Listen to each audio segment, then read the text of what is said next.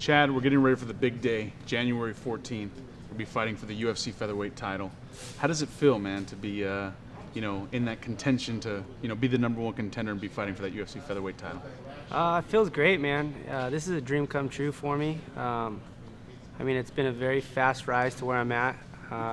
It's been about a little over 3 years now. So, this is just a great experience. I'm soaking all this in. I'm, up here at a great camp and, great coaches, great teammates. And, I'm just loving my life. I basically get to train and be healthy for a living. And, I get to travel all over the world and hang out with all my buddies on a daily basis. So, everything is going great. This camp is going good, and I'm loving life. Awesome, man. Now, explain to us, the feeling, when you were, what were you doing at the time that you received the call that it was official, you're the #1 contender, and what just went through your mind at that time? This is kind of a whole tricky situation. I was actually supposed to fight Jose Aldo about 6 months ago. We actually took a fight with Hani Yahya instead.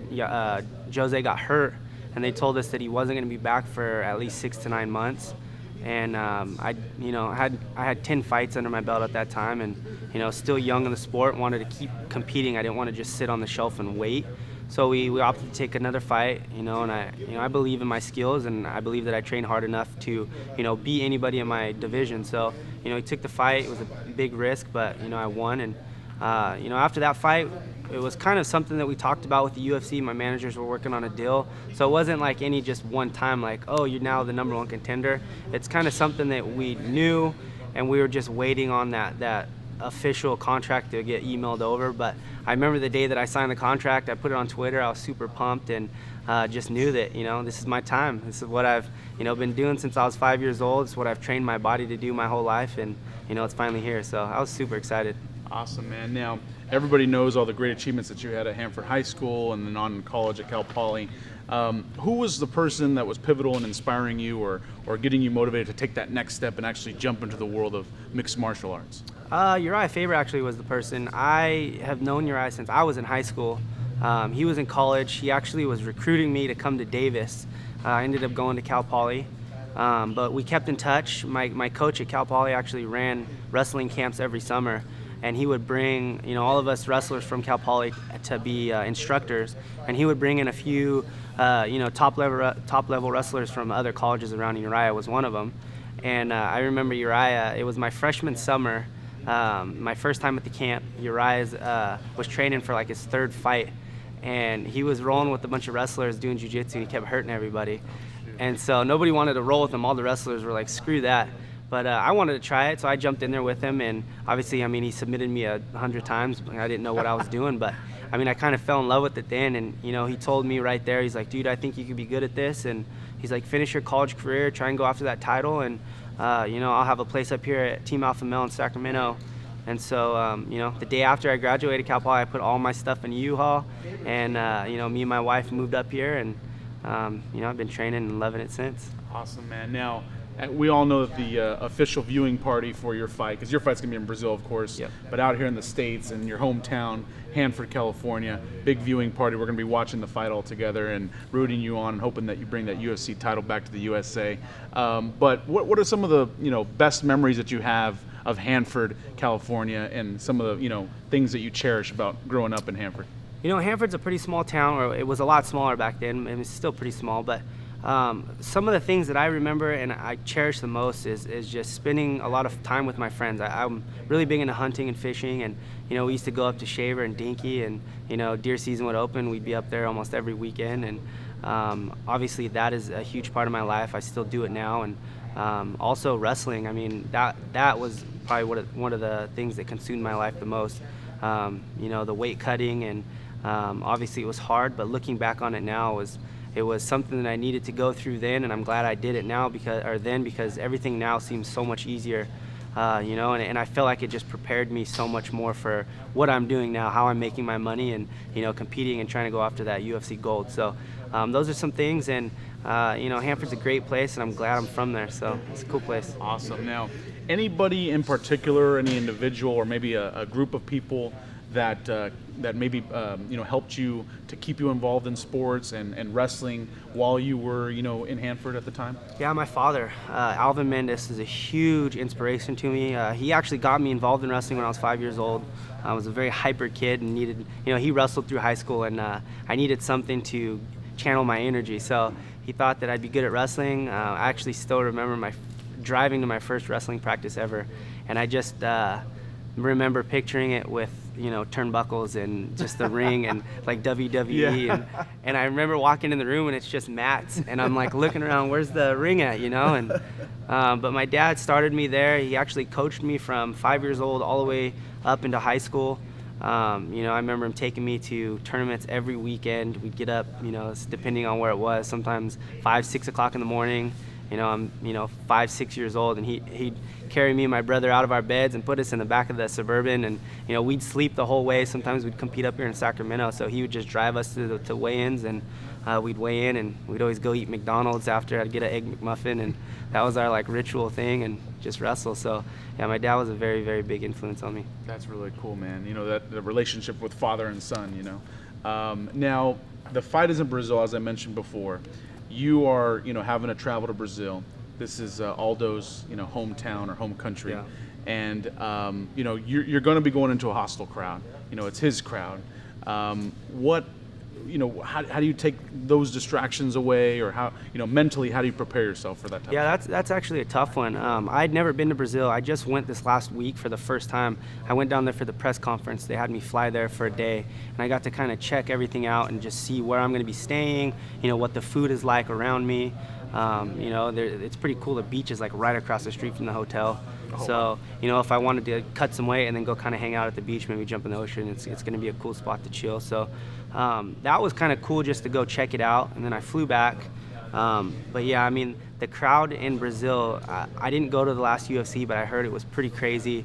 There was a lot of beer being thrown everywhere. The guys with the computers running the whole live feeds were getting beer thrown on their laptops and stuff, and it was pretty crazy. And that's when the Brazilians were winning. I can't even imagine what it's going to be like if one of them loses.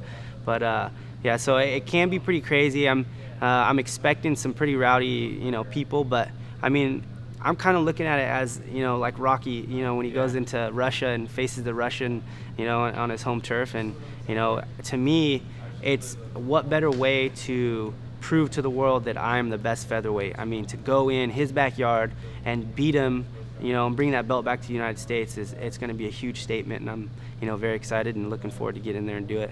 Can't wait, man. January 14th can't come any closer. I know. Or it's so it's so close but so far away. I'm counting down the days. So championship title training, has training changed dramatically compared to just not even though the other fights aren't just regular fights, but obviously this is for the title. So has training kind of changed?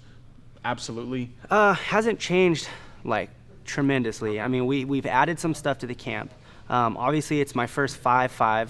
I've never fought 5-5s before. It's 3-5. So that's probably going to be the biggest difference, on top of facing probably the most dangerous fighter that I've ever faced. So we've just changed up the training in sense that we're going more rounds. I'm training for more of a Muay Thai, more of an explosive fighter.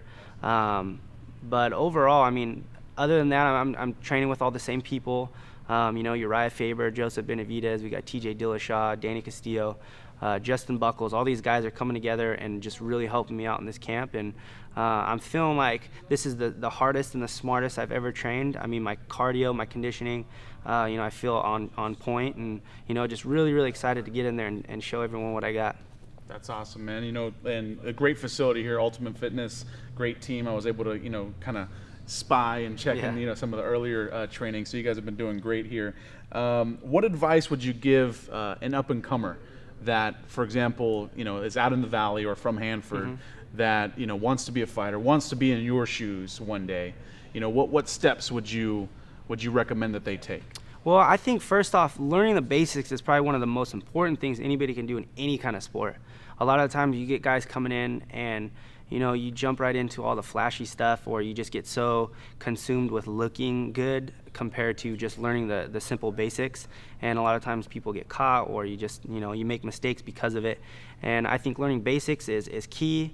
and also enjoy what you're doing. If you're doing something for the wrong reasons, a lot of the times you're not going to do well at it. I mean, if you get into fighting for, let's say you want to be famous, or you just want people to notice you, and you're in it for the wrong reason. I mean, this is a tough sport, especially nowadays. Every fighter is so evolved. It's not like the old days where you get a guy that's just good at jiu-jitsu or just good at boxing or kickboxing. Every fighter is now pretty well rounded. So stick to the basics, have fun, and get out there and do what you do. Awesome. So, Chad, where do you see yourself in 5 years from now? 5 years, I'll probably still be fighting. I probably will be getting towards the end of my career. Like I said, I love doing things in the outdoors. Me and my buddy have kind of come up with a little business we're going to have on the side. We're going to start up probably pretty soon, and if it takes off, it would be pretty cool. It's going to be guiding fishing trips and doing hunting trips combined. So he owns a lot of property up here, and I have a boat, and there's great fishing on the Sacramento River. So we'll probably start that off pretty soon, and that's something outside of fighting that I like to do. And I will always be a part of either wrestling or something in mixed martial arts. I love it. It's something that I've done my entire life, and I don't want to get away with it or get away from it. So it's definitely something I'll keep doing, but hunting and fishing will be kind of just a plus on the outside. And you talk about starting your own business, so like segueing into that, it's kind of like, as a UFC fighter, obviously paydays are great. You know what I mean? But the other benefits from it. I mean, what your life has changed, and what have you benefited from? I mean, you have a family now, you got a new home, Yep. Things that have helped you grow just as a person as well, right? Yeah, exactly. Yeah, me and my wife, we just bought our second house. So what we're trying to do is maybe get one more house, have that as like an income, so we don't, I can retire soon after my fighting career if the hunting and fishing thing doesn't work. Beautiful. We have, rentals that pay for our mortgage or, our living. So that's kind of something that me and my wife have been planning. We're trying to do on the side. And other than that, I mean, fighting has been a great thing in my life. I mean, I get to travel, like I said, all over the world. I get to meet new people. I get to do stuff that I probably would never have done in any other job. This is a very unique occupation, and you get to go through some pretty crazy things, but it can be tough. I mean, I'm getting punched, kicked, and kneed, elbowed in the face all the time, and but I think if you train smart and you go about it the right way, you get in, you make your money, you save, and you do the things you need to do right, you should be pretty set when you're done. Cool, man. So one of the main questions that we wanted to ask you today was, who's your idol? Who's somebody that you look up to, that you growing up, or even just in this sport, wanted to be like and wanted to one day walk in their footsteps? Actually, Uriah Faber is probably that person. Wow. Uriah is like a brother to me. Like I said, he took me in. I didn't have any money after college. I didn't have a place to stay. He let me stay in his house. Basically paid me to teach the team wrestling. It's something that I knew. That was pretty easy. So, gave me money, gave me a place to stay, and really helped me get my career started. So, I owe a lot to Uriah. Like I said, he's a brother, basically like a brother to me, and it's a great opportunity for me in life to know a person like that. So what a great story, man. So last question, January 14th, what happens? I'm going to go to Brazil, Rio. I'm going to get in there, and I'm going to take the belt and bring it back to the United States.